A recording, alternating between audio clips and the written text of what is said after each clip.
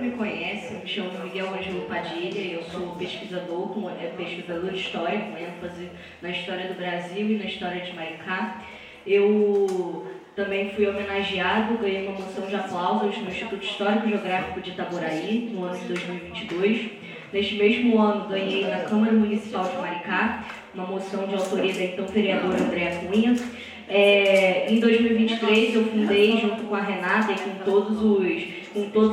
muitos historiadores que fazem parte do nosso instituto, o IGAM, né? O Instituto Histórico, Geográfico e Ambiental de Maricá, sendo aclamado presidente mirim deste instituto. Para quem não sabe, o Instituto Histórico, Geográfico e Ambiental de Maricá é o primeiro instituto do Brasil com uma categoria mirim, né? E essa categoria, né, é uma categoria que tem dentro do seu quadro social jovens que têm o mesmo interesse que eu, né? O interesse de pesquisar a história, de pesquisar o meio ambiente, de pesquisar a geologia, a paleontologia, né? Então todos esses temas que eu falei aqui agora tem dentro do IGAM-Mirim, né? Jovens que têm esse mesmo interesse.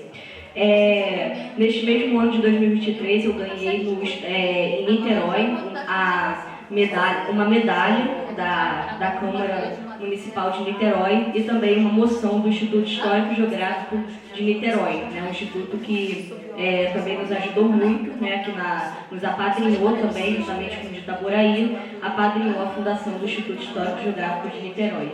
E hoje eu trago aqui esta aula, esta palestra que fala a respeito da evolução político-administrativa de Maricá, onde nós veremos desde quando os beneditinos, os monges beneditinos ganharam suas Seis Marias. Então vou falando dentro desses temas, né, o que aconteceu dentro dessas Seis Marias, as mudanças que ocorreram dentro delas.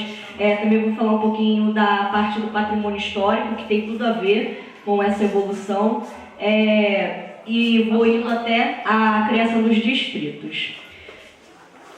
As Seis Marias de Maricá, ela começa com Antônio de Mariz Coutinho, né? Antônio de Mariz Coutinho, ou Mariz, ele recebeu, por conta dos seus méritos, por conta das suas lutas na expulsão dos franceses, ele recebeu em Maricá uma Seis Maria, que é onde hoje é a atual APA, né? A Área de Preservação Ambiental, ali em São José do Imbaçaí.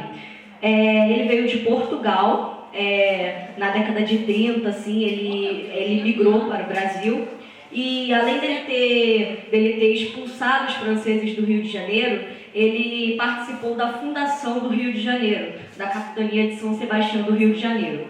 Nós não temos foto dele, nós também não temos uma biografia concreta dele. Supõe-se de que ele veio para o Brasil em 1534, e o que sobrou dele, o que nós temos dessa biografia dele, além de alguns arquivos além de alguns títulos que ainda não são concretos, nós temos este quadro que está no plenário do Palácio Pedro Ernesto, onde funcionava o plenário da Câmara dos Vereadores do Rio de Janeiro.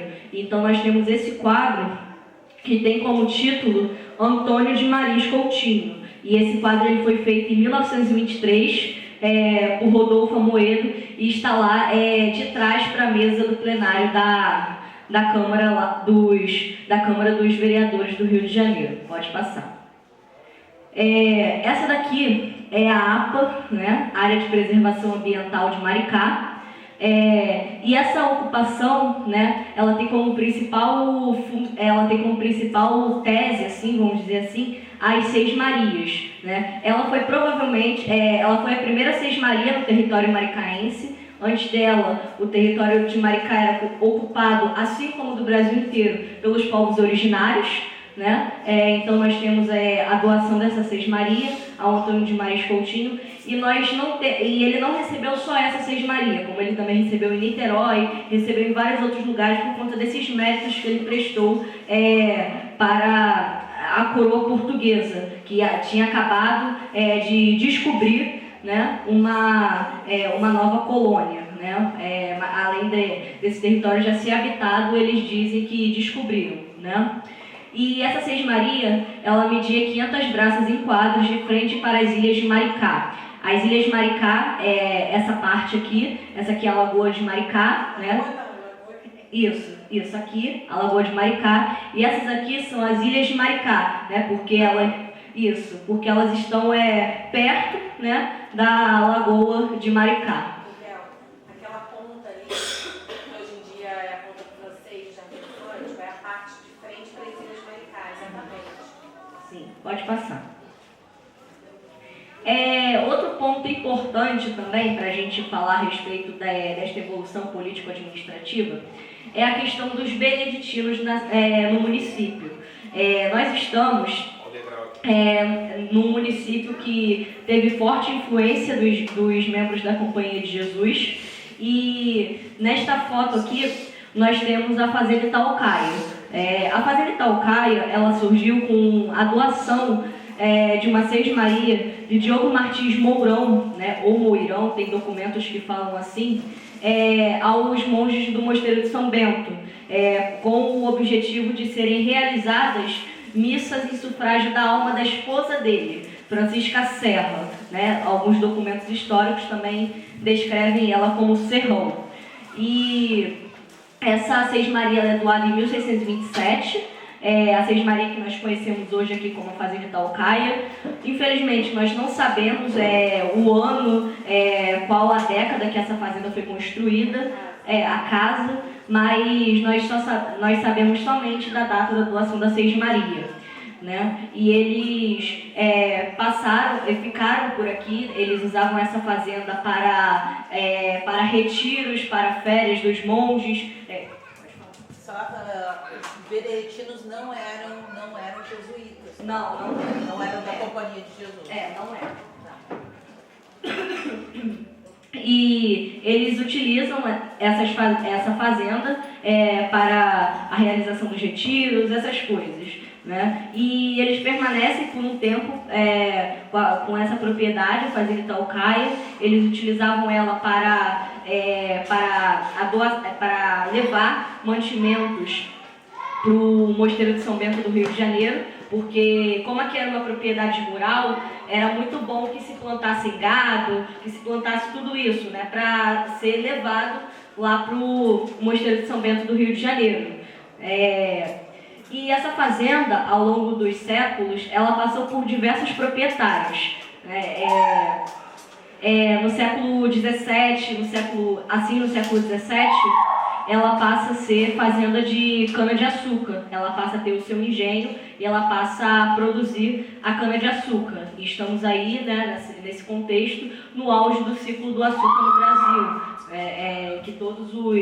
em que a maioria dos engenhos produziam a cana-de-açúcar.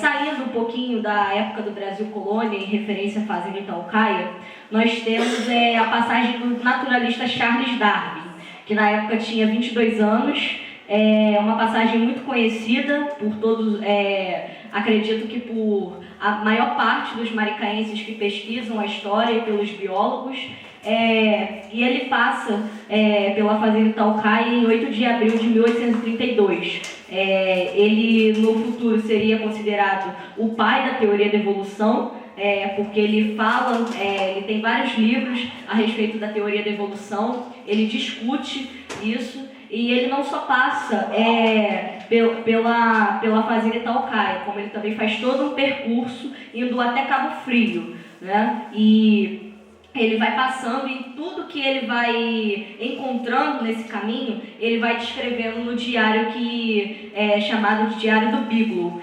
E nesse diário, ele descreve a sua passagem pela Fazenda Itaucaia. Deixo claro aqui que ele não dormiu na Fazenda Itaucaia, como é dito por muitas pessoas. Ele apenas passou por aqui, provavelmente almoçou, tomou café e foi embora, né? Porque o que acontece? Eu já ouvi falar que ele não passou por aqui por conta da escravidão da fazenda. Ele era contra a escravidão e a fazenda assim como todas as fazendas do Brasil, ela tinha os seus escravizados. e à noite esses escravizados eles eram açoitados como modo de novela, de entretenimento para aqueles para os senhores, né, para os brancos. E então Darwin, contra a escravidão, ele não dorme aqui na fazenda. E ele diz, né, que ele não voltaria mais no país escravagista, porque o Brasil ele era, neste ano, em 1832, ele era o maior território escravista do hemisfério sul. Né? A maioria dos países já estavam acabando com a escravidão e o Brasil continuou assim até 1888, né? Foi o último a acabar com a escravidão e, por coincidência, o último também a acabar com o tráfico negreiro, em 1850, com a chamada Lei Eusébio de Queiroz. E no seu relato, o Darwin ele fala das cabanas dos escravizados que haviam aqui na fazenda, e ele também relata da destruição de um quilombo que havia aqui. Né? Como foi dito mais cedo, Maricá possuía 6 quilombos e um deles ficava aqui na região de Taucaia. Não precisamente na pedra de Taucaia, nós não sabemos onde ele ficava. E o proprietário da fazenda, ele ficou sabendo de que havia esse quilombo lá. E ele pediu para a Guarda Imperial ir lá para devastar esse quilombo e trazer de novo os escravizados que eram desta fazenda para cá.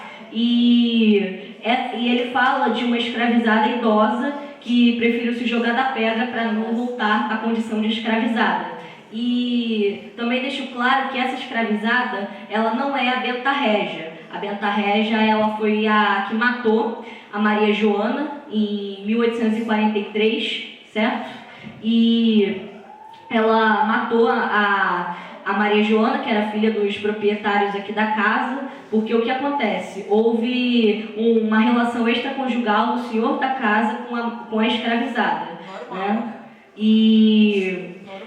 Isso. E o que acontece? A Sinhá, esposa dele, ficou sabendo do que aconteceu, do ocorrido. E como vingança, ela botou a escravizada no tronco. A escravizada estava grávida, perdeu a criança porque bateram muito nela. E como vingança, ela jogou a menina no tacho de melado quente, fervendo. É uma das histórias de terror, né, aqui da fazenda. Essa é uma história oral que os antigos moradores contam a respeito deste fato. Nós temos ainda a ossada da Maria Joana preservada lá na Casa Grande. E a Benta Régia, ela não se jogou da pedra, porque as pessoas confundem com a escravizada idosa. Ela não se jogou na pedra. Dizem que ela foi para um quilombo em Cantagalo. Então, no século XX, a fazenda ela também passa, né, por diversos outros proprietários. Ela vai perdendo um pouco das suas características, porque os antigos proprietários precisaram reformar, como, por exemplo, esse telhado que tem aqui hoje não havia. Nas portas antigas nós podemos ver isso. A cúpula da torre também não era desse jeito. As janelas também não eram da forma que é hoje. Então, as janelas da capela ali em cima também não havia essa porta aqui que nós temos hoje para subir. Então, nós vimos que muita coisa mudou. E, atualmente, na fazenda, nós temos essa exposição dos caminhos de Darwin, que é da Renata Gama e do professor Marcos Lacerda. Essa exposição, ela traz fotos da fauna e da flora maricaense. Ela também apresenta rochas paleontológicas e também fala a respeito do Charles Darwin, da sua biografia, e também traz fotos contando a história da fazenda Taucaia. Pode passar. A fazenda, ela possui, anexa à Casa Grande, ela possui a capela de Nossa Senhora da Conceição, ela possui as ruínas da senzala e também possui o antigo engenho. Né? Hoje o antigo engenho é usado para festas, como salão de festas. E aqui é a foto da capela no século XX. Essa foto faz parte do acervo do Paulo Batista Machado, que foi um pároco aqui da paróquia de Nossa Senhora do Amparo, que rezava missa em todas essas capelas, e ele sempre fotografava todas essas capelas, né? E essa capela, ela foi fundada, segundo a historiadora Maria Nelma de Carvalho Braga, que é uma historiadora do Gonçalense. Ela foi fundada em 1743. É uma informação inédita que nós encontramos no livro dela, que fala sobre São Gonçalo, e mais uma para a gente compor aí a história dessa capela. Aqui, essa foto é do século XX. A cúpula já é a cúpula que nós vemos atualmente. Antes havia uma outra, numa foto mais antiga. As janelas, como eu disse, são diferentes das de hoje, e não havia a porta que nós vemos atualmente. Pode passar. A capela, ela possui suas características coloniais, como o altar-mor, como o arco cruzeiro, o púlpito, o coro, e tudo isso que faz parte de uma capela colonial.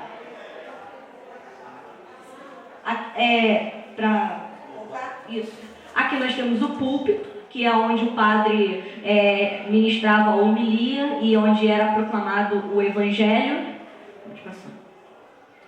Aqui é um nicho de altar-mor, onde poderia ser colocado um santo, essas coisas. E aqui em cima, não está dando para ver, mas tem um símbolo jesuítico, o IHS, né, que é um símbolo dos jesuítas, e que tem aqui nos dois nichos do altar-mor.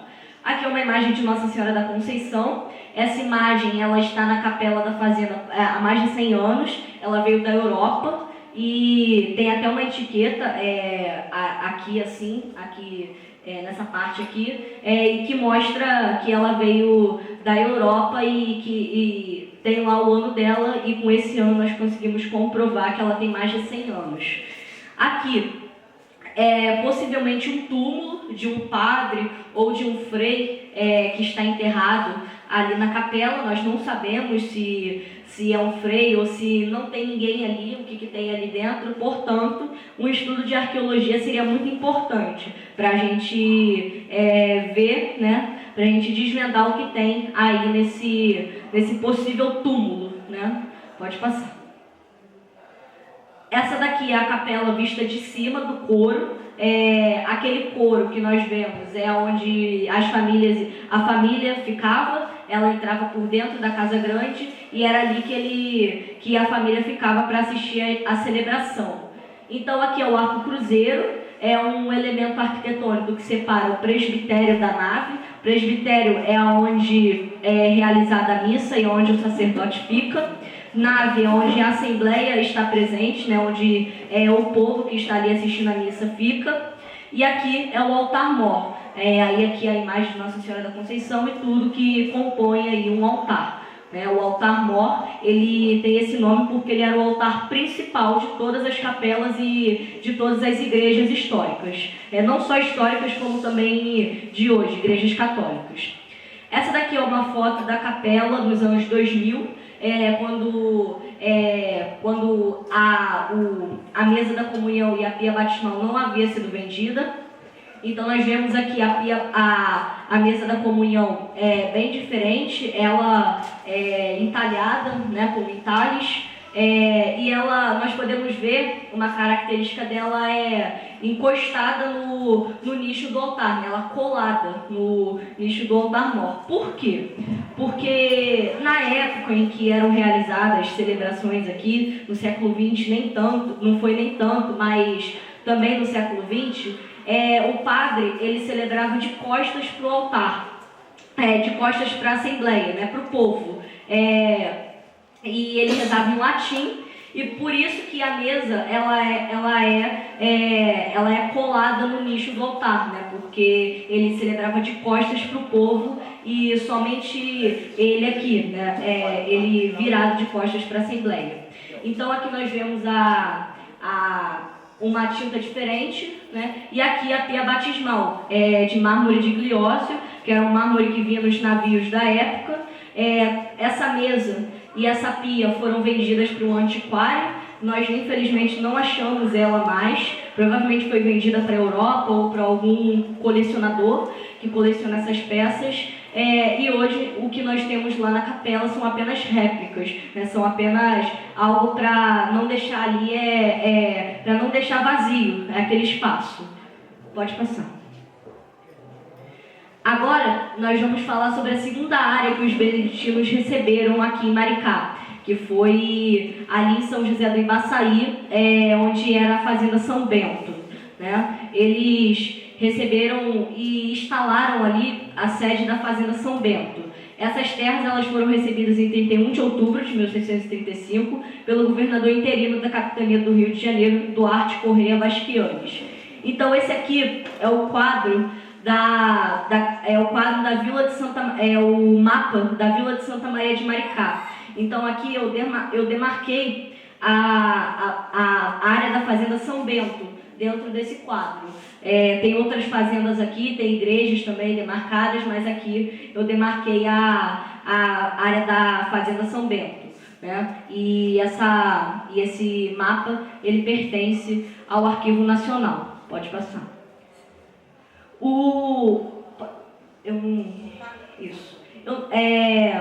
Eles produziam, né, nessa fazenda, eles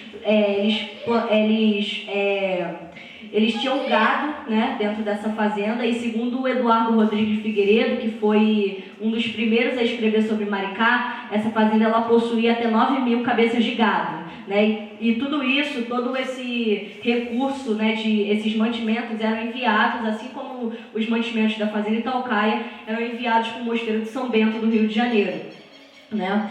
E no século XIX, por conta das epidemias de malária que assolou essa região, a fazenda ela foi desocupada, né, porque consideraram pela segunda vez essa região como insalubre, né. A primeira vez foi no final do século XVIII, quando teve a mudança do território de São José para o centro de Maricá, e a segunda vez no século XIX, quando os beneditinos desocuparam a fazenda de São Bento, né? E ela ficou lá, né, largada ao tempo, e com o loteamento do município de Maricá por uma empresa chamada Vidreira, a maior parte da área da fazenda se perdeu para as grandes casas, né, por conta do loteamento ali da região de São José do Ibaçaí.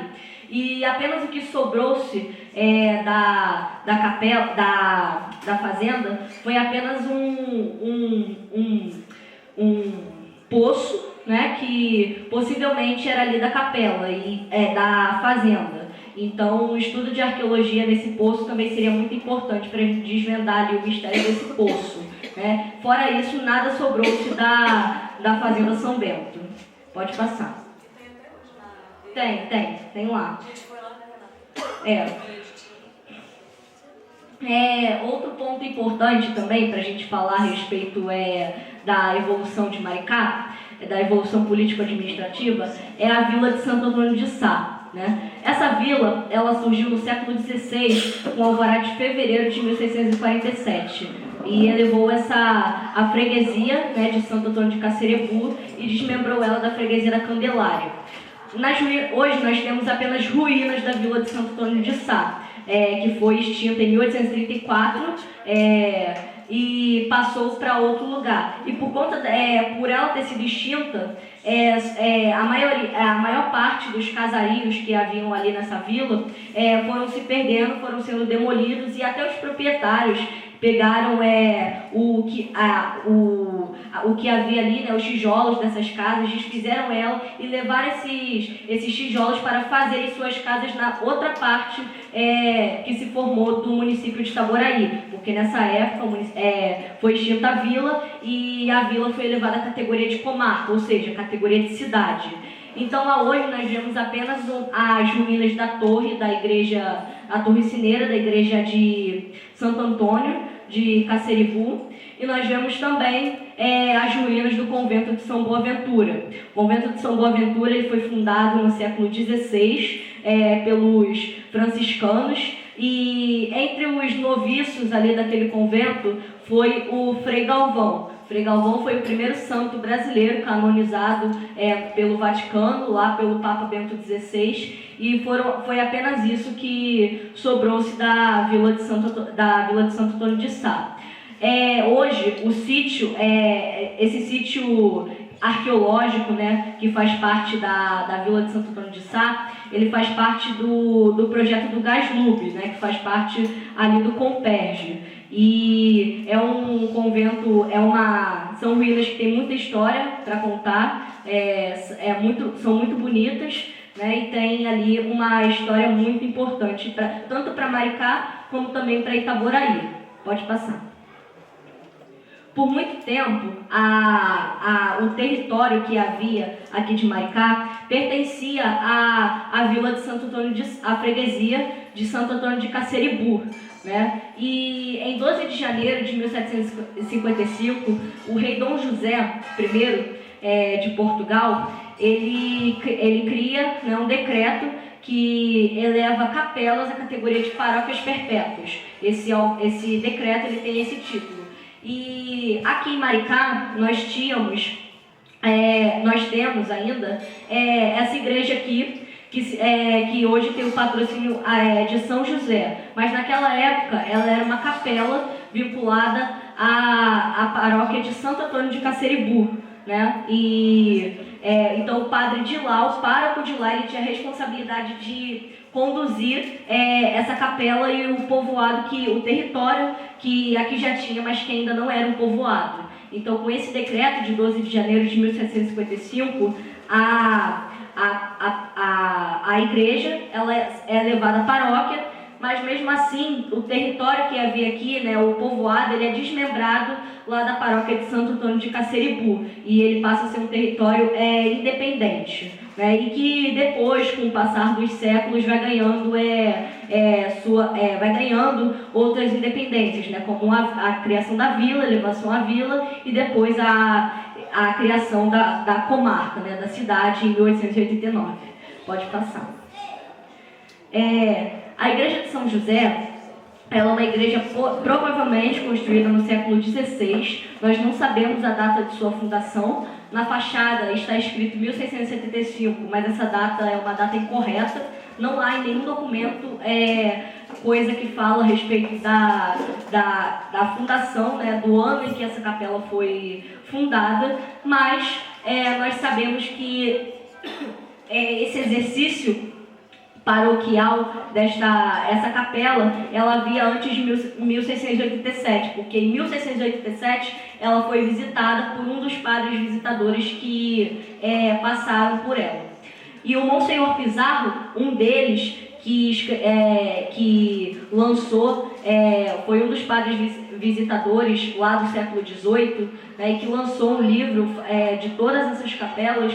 Ele fala assim: na capela Nossa Senhora do Amparo, cita em Baçuí, a grafia na época se escrevia desse jeito, não era em Baçaí, como é hoje, e na época era desse jeito, Baçuí, cujo lugar é vizinho à célebre Lagoa de Maricá.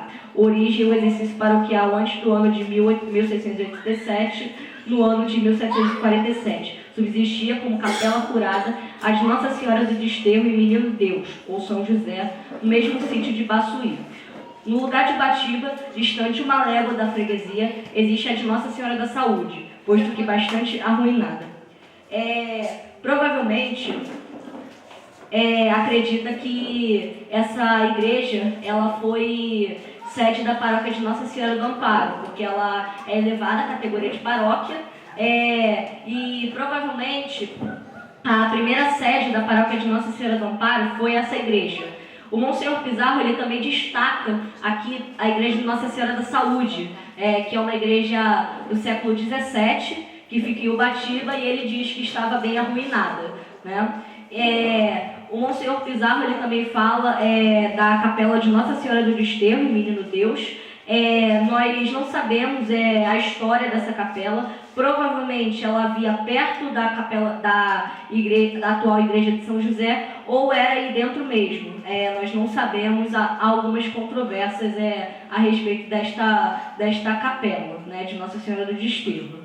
Essa igreja, ela foi paróquia, sede, né, igreja matriz de Nossa Senhora do Amparo, até 1802, quando é inaugurada lá no centro de Maricá a nova igreja matriz. Pode passar. Vai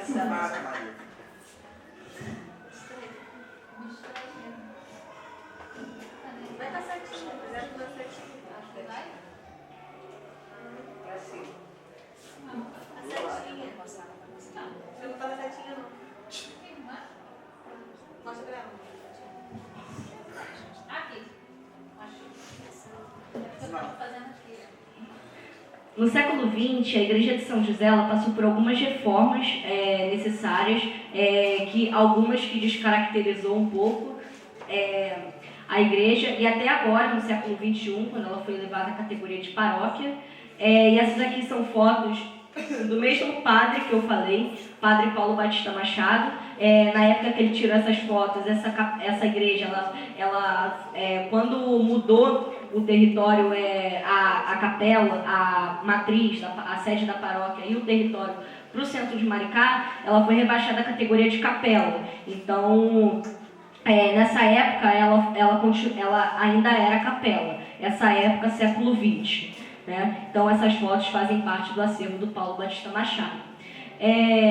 E em 2011, o atual arcebispo emérito de Niterói, na época era arcebispo de Niterói, Dom Frei Alano Maria Pena, ele eleva essa igreja, que era a Capela de São José, à categoria de paróquia, né? A categoria de paróquia de São José. Então ela volta mais uma vez à categoria de paróquia, e assim ela está até hoje. Essa igreja é a igreja matriz, atualmente, e do lado dela tem um galpão, que é usado para a realização das celebrações, porque ela é uma igreja respectivamente muito pequena, e por conta do crescimento da comunidade, o número de católicos ali na região, o pároco teve que fazer, né, um galpão para abrigar todos esses fiéis. Né? E atualmente ela possui 5 capelas espalhadas por Itaipuaçu, Inuã e ali na região de São José também.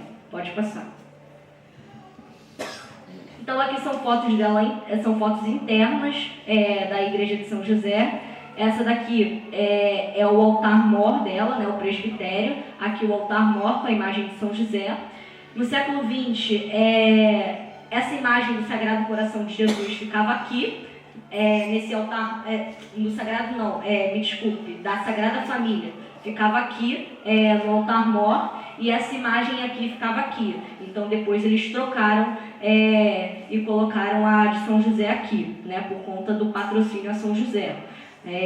Aqui a mesa da comunhão, né? Aqui é o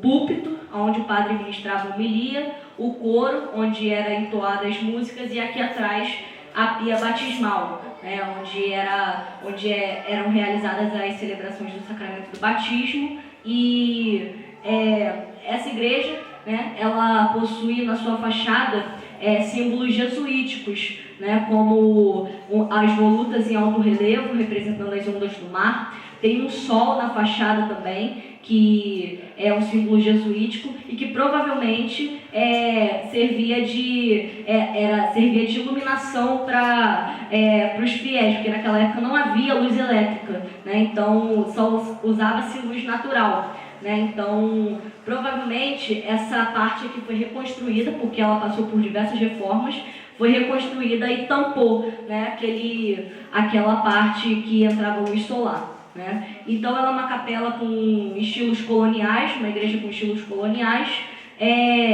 Essa parte do teto representando a barca de Pedro, né? Assim como da maioria das igrejas históricas. Então, assim, né, a igreja matriz de São José. Pode passar. No século XIX, a Fazenda São Bento, né, como eu disse, ela passou por algumas epidemias, pela epidemia de malária, né, e no século XX a Companhia Vidreira loteou grande parte do local, né, e segundo a história dos moradores ali, tudo foi demolido na década de 1980. Então aqui são parte do que hoje é a aldeia dos indígenas lá em São José do Ibaçaí e que antigamente fazia parte ali da Fazenda São Bento, né? Aqui não há resquício nenhum do que sobrou da fazenda, não há ruína, não há nada e apenas aquele poço, né, que eu disse, e também tem algumas coisas no chão, né, que foram encontradas quando foi realizada lá uma pesquisa de campo. Pode passar. No ano de 1788, o pároco da paróquia de Nossa Senhora do Amparo, o padre Vicente Ferreira de Noronha, ele decidiu mudar o território que ficava lá em São José do Ibaçaí, ele decidiu transferir o povoado para outra parte da Lagoa de Maricá, que nós conhecemos hoje como o centro de Maricá, né? E o primeiro passo, né, o pontapé para essa transferência deu-se quando foi lançada a pedra fundamental da nova igreja matriz, em 8 de dezembro de 1788. Então, com esse tempão, a igreja passou a ser... o povoado que havia em São José do Ibaçaí mudou, deslocou-se lá para o centro de Maricá, e 14 anos depois, no dia 15 de agosto de 1802, a Igreja Nossa Senhora do Amparo ela foi inaugurada, foi rezada a primeira missa nela. Então aqui é o altar-mor da Igreja Nossa Senhora do Amparo, aqui as cortinas entalhadas, a imagem de Nossa Senhora do Amparo, e aqui possivelmente a foto mais antiga que nós temos da Igreja Nossa Senhora do Amparo.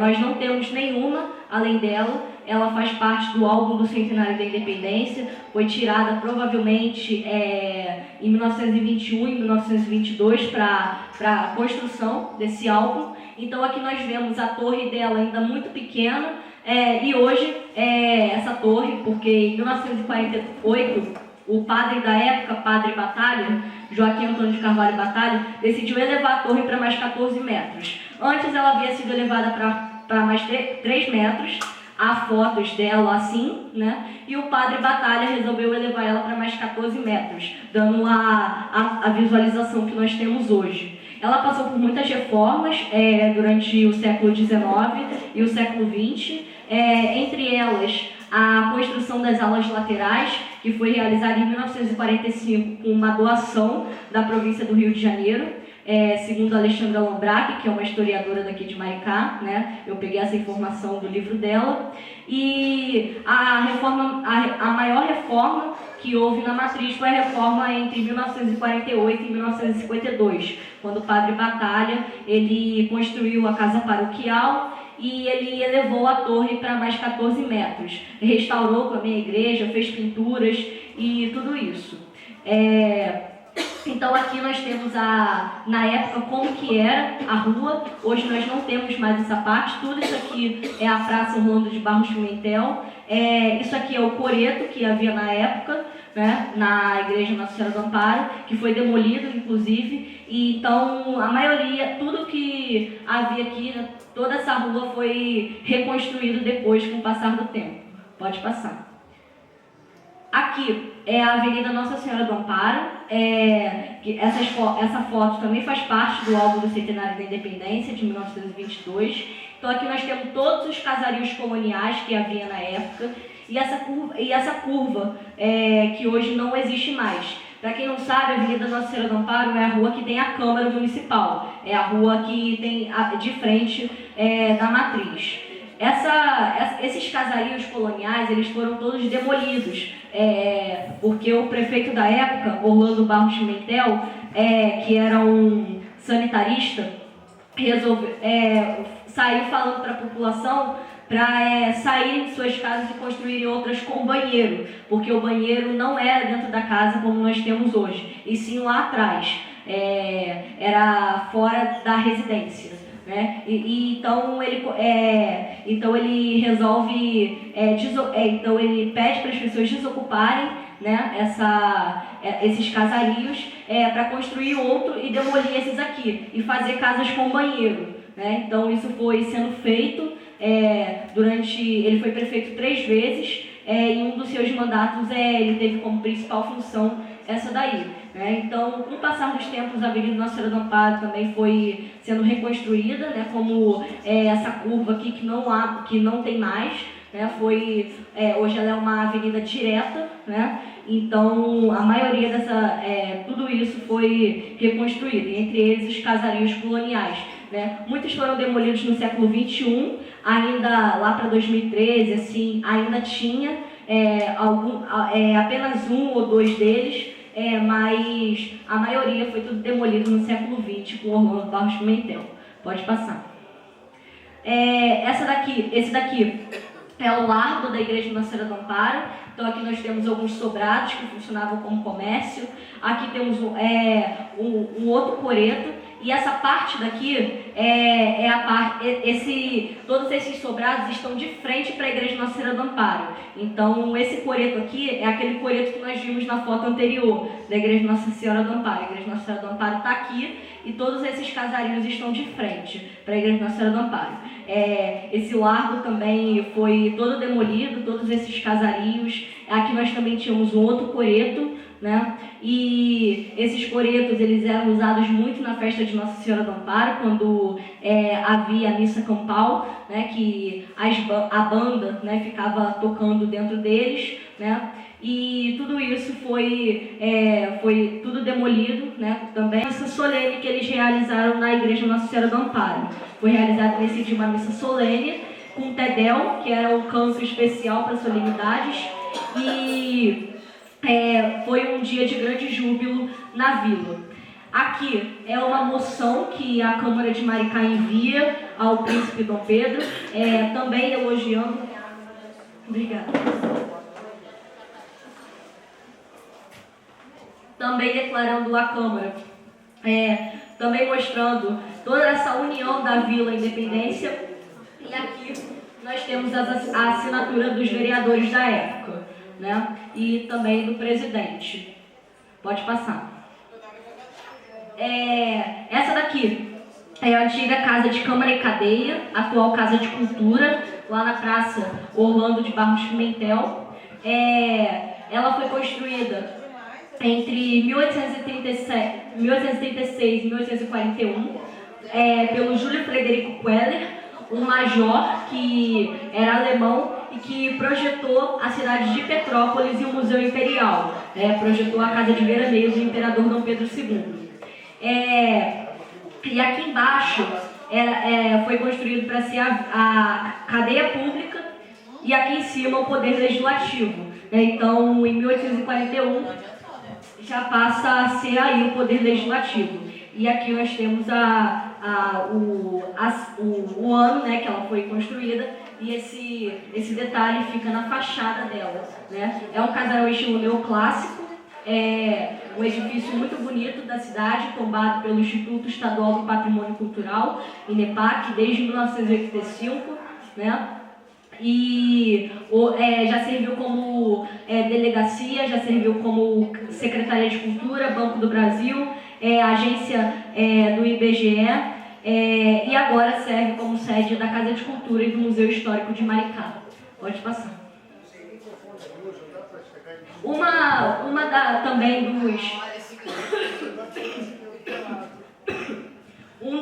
das evoluções de Maricá foi a criação da primeira escola, que foi uma iniciativa do professor Elisiário Augusto da Mata, né, que em 1856 fundou a primeira escola pública de Maricá. Essa escola pública, ela já teve como sede a casa dele, já teve diversas sedes na Avenida Nossa Senhora do Amparo, né? E ele construiu, ultimamente, a sua sede própria, onde hoje é o atual Colégio Elisiário da Mata, né? O colégio estadual. E ali depois essa escola histórica foi demolida para ser construído o novo Colégio Estadual Elisiário da Mata, né? E em 1886 ela foi reconhecida como Escola Pública de Maricá, Mas antes disso, em 1868, quando a princesa Isabel vem em Maricá com o Conde D, ela visita essa escola pública, e ela fica encantada, né, com essa escola, e anos depois sai a notícia de que o Dom Pedro II, o pai dela, agraciou ele com o título da Ordem da Rosa, uma ordem criada por Dom Pedro I em homenagem à segunda esposa dele, Amélia de Lostenberg. E provavelmente a princesa Isabel falou do Elisiário Mata para o pai, né, e o pai foi e nomeou, né, para a categoria de... nomeou ele, né, como comendador da Ordem da Rosa, né. Em 1923, ela passou a se chamar Grupo Escolar, e em 6 de abril de 1925 ganhou o título de Grupo Escolar Elisiário da Mata, né, em homenagem ao seu patrono, atualmente o patrono da escola Elisiário da Mata. E em 1955 foi reconstruído pelo prefeito Francisco de Oliveira. E depois ela pertence ao Estado, né, atualmente, ela ganha o título de Colégio Estadual Elisiário da Mata. Essa foto aqui é do Elisiário Mata, essa foto pertence lá à escola, né, e ele atualmente é o patrono da escola, e por tudo que ele fez na educação maricaense, o nome da escola hoje é Elisiário Mata, em homenagem a ele. Pode passar. Outro ponto também, para a gente falar a respeito da evolução de Maricá, é a questão da criação da EFM, a Estrada de Ferro Maricá. Aqui é todo o percurso da EFM que ela fazia. Então aqui nós temos Iguaba Grande, Sampaio Correia, Saquarema, ela passava por Bacaxá, passava por São Pedro da Aldeia, e ela surgiu por uma iniciativa dos homens bons daqui, dos senhores, né? Por conta da Estrada Real, porque, como eu disse, a Estrada Real ela não era muito boa em questões físicas, ela não tinha um chão muito agradável para passar, nos dias de chuva empoçava inteirinha, então eles resolvem criar o trem, né, a Estrada de Ferro, que era o que era a inovação na época, que era a modernidade, né, trazida pelo Barão de Mauá, o sistema ferroviário para o Brasil, né, e ele traz, e anos depois Maricá adota essa Estrada de Ferro. A reunião de fundação da Estrada de Ferro Maricá ocorreu em 25 de junho de 1987 na casa do padre Sebastião de Araújo Gama, que era o pároco daqui de Maricá na época. E ela foi responsável por nomear a primeira diretoria, né, da FM. E essa diretoria ela tinha como presidente o Barão de Noan, proprietário da Fazenda do Pilar, onde hoje é o Ubatiba. Era uma empresa privada, criada pelos homens bons daqui, não tinha nenhum outro vínculo, né? E essa estrada, em 1888, ela ganhou seu primeiro trecho esse que vinha que chegava no Rio do Ouro, e até Santa Isabel, e tinha ali algumas estações intermediárias. Os outros trechos foram sendo criados depois, até o século XX, né? E em 1889, né? 1894, ela chega no centro de Maricá. Mas antes disso, em 1889, esse trecho que havia em São Gonçalo, ele é completado até Itapeba. Aí para por ali, e em 1894, por esse tempo, provavelmente juntaram dinheiro e completaram até o centro de Maricá, né? A estação ficava onde hoje é a atual Praça Conselheiro Macedo Soares. Pode passar. Essa daqui é uma foto da estação do centro, né? Então, como era na época, ó, então aqui é o centro de Maricá, onde hoje é a Praça Conselheiro Macedo Soares, né? Aqui é a casa, né, o centro ali da estação. Essa estação ela foi demolida, né, na década de 80, 70, assim, e foi reconstruída depois, né, mas é só uma réplica o que tem lá na praça hoje. Não é nada histórico assim, o que eles tentaram, né, fazer da parada do trem, né? Então aqui é a Praça Macedo Soares. No meio do século XX houve Juscelino Kubitschek resolve trazer o transporte automobilístico para o Brasil. Então, para ele trazer isso, ele precisava acabar com as estradas de ferro, com o sistema ferroviário, para passar, as rodovias, né, para os carros passarem. Então, a estrada de Ferro-Maricá, ela acaba no meio aí do século XX. Hoje nós temos a estação do Cala-Boca, em Inoã, né, que pertencia à estrada de Ferro-Maricá. O túnel que passava o trem está lá, né? E é um túnel que precisa muito de uma restauração, né? Os moradores lá do loteamento estão tentando recuperar, né, o túnel para que e ele é usado para diversas coisas erradas, né, como o uso de drogas. Muitos bandidos estão indo lá para fazer isso, então ele precisa ser recuperado rapidamente. Pode passar. Aqui é uma foto de Maricá no ano de 1934, uma foto que no dia 30 completou mais um ano, aí, por coincidência. No dia 29 eu dei uma palestra, eu dei a aula e mostrei essa foto. Então aqui nós temos a Igreja Nossa Senhora do Amparo, por aqui nós temos a Casa de Cultura, né, a Igreja Nossa Senhora do Amparo ainda com a torre pequena, ó.